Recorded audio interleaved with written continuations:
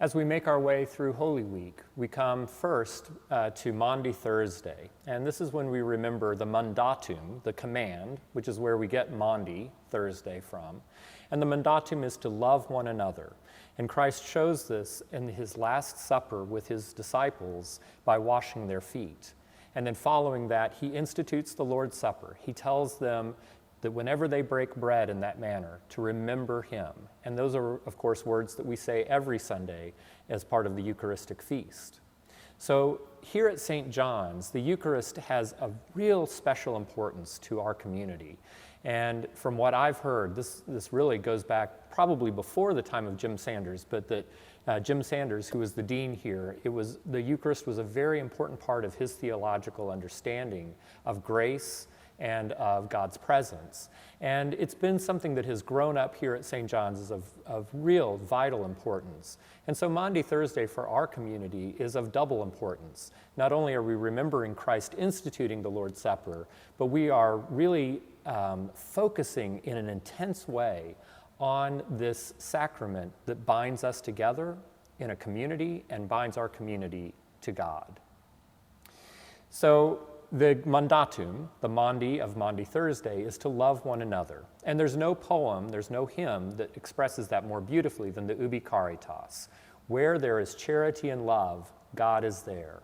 What a powerful theological statement to say that wherever there is love for one another, that anywhere that love is expressed, God is present. The Ubi Caritas is a very ancient hymn, and it's a very ancient hymn melody that comes from the early Christian tradition. And that text and that tune by association is very linked to Maundy Thursday because of that. At our Maundy Thursday service, we will begin with an organ prelude that uses that chant melody.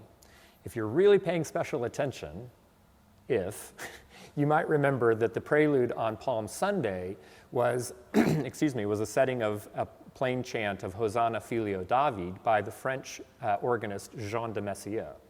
On Maundy Thursday, we'll be playing a work by the same composer, Jean de Messier, on that chant, Ubi Caritas. And she does it in much the same way, with the pedal playing the melody in a very high pitch as the hands, the manuals, have this dense weave of accompaniment around them.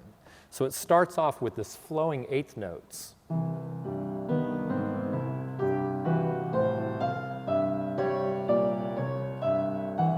And through that, the chant melody is played with the feet.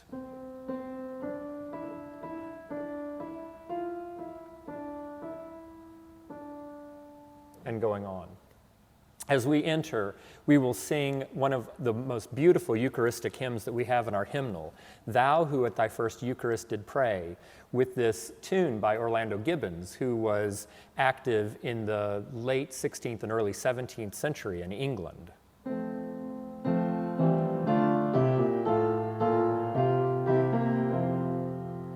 And the text, I really invite you to pay special attention to the text because it talks especially about Christ instituting the Lord's Supper as a way for us to experience that love.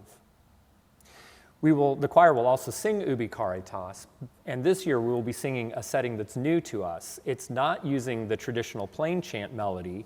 Instead, it's a new tune by the contemporary British composer Francis Pott. It's rather sophisticated, and yet it is so achingly beautiful. I think it really expresses the love in a very profound way, but it also has some surprises to it.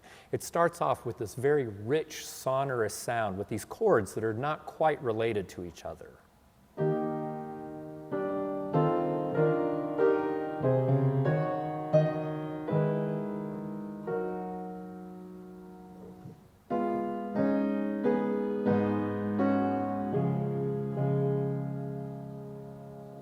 Very beautiful and expressive setting of that text. Where love and charity are found, God himself is there.